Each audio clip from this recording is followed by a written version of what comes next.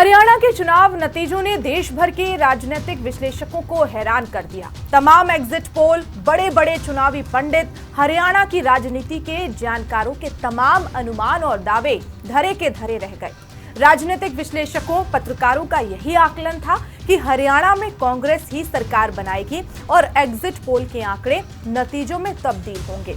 उनका अपने इस दावे के पीछे यह भी तर्क था कि राज्य में बीजेपी के खिलाफ माहौल है और यहां के मतदाता बदलाव चाहते हैं। लेकिन मंगलवार को जब चुनाव नतीजे आए तो दूसरी तस्वीर देखने को मिली।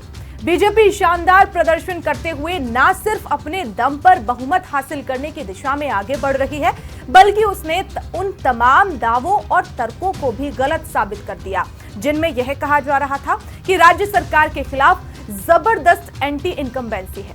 हरियाणा की 90 सीटों पर चुनाव प्रचार के दौरान बीजेपी और कांग्रेस के नेताओं ने पूरा जोर लगाया।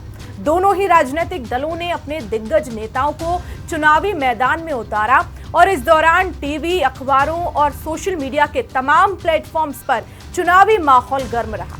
चुनाव प्रचार के दौरान हरियाणा में यह सवाल मजबूती से उभर कर आया कि क्या बीजेपी हरियाणा की सत्ता में वापसी नहीं कर पाएगी।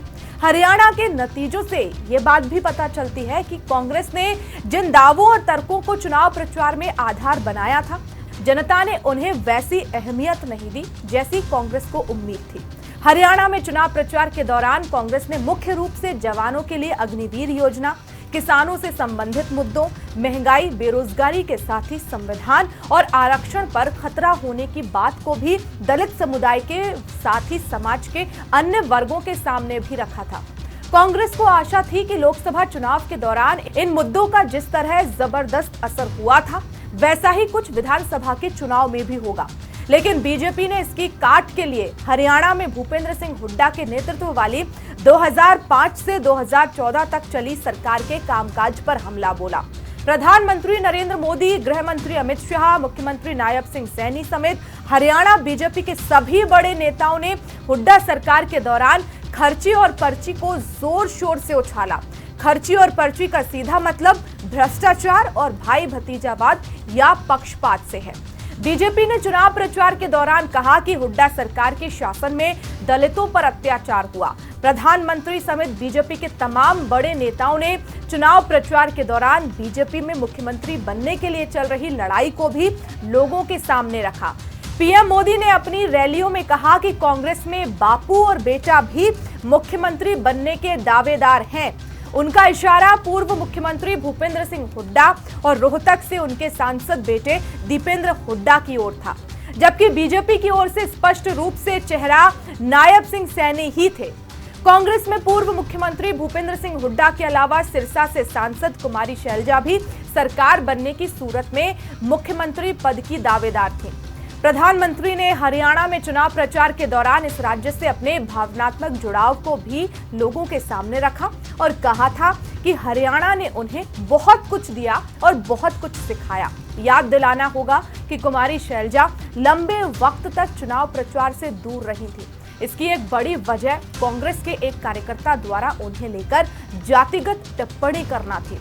इसके विरोध में शैलजा के समर्थक सड़क पर उतर आए थे। बीजेपी ने शैलजा को लेकर की गई इस टिप्पणी को दलितों के अपमान से जोड़ा था और कहा था कि कांग्रेस में जब इतनी वरिष्ठ नेता का सम्मान नहीं है तो दलित समुदाय के आम कार्यकर्ताओं की क्या स्थिति होगी। इसके अलावा टिकट वितरण में भी शैलजा समर्थकों को पार्टी हाईकमान ने ज्यादा टिकट नहीं दिए। निश्चित रूप से कुमारी शैलजा हरियाणा में एक बड़ा नाम है और दलित समुदाय और महिला वर्ग से संबंधित होने की वजह से लंबे वक्त तक उनके चुनाव प्रचार से दूर रहने का नुकसान कांग्रेस को हुआ है। लोकसभा चुनाव के नतीजों के बाद बीजेपी ने फ्रंट फुट पर बैटिंग की।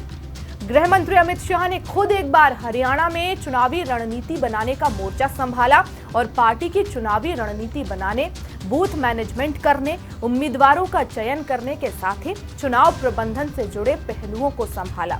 उन्होंने हरियाणा में गैर जाट मतदाताओं की अहमियत को समझते हुए ओबीसी वर्ग से आने वाले नायब सिंह सैनी को मुख्यमंत्री का चेहरा घोषित कर दिया। हरियाणा में जाट समुदाय के बाद सबसे ज्यादा आबादी ओबीसी वर्ग की ही है। बीजेपी के लिए नायब सिंह सैनी को मुख्यमंत्री का चेहरा बनाने का ऐलान भी काफी फायदेमंद साबित हुआ।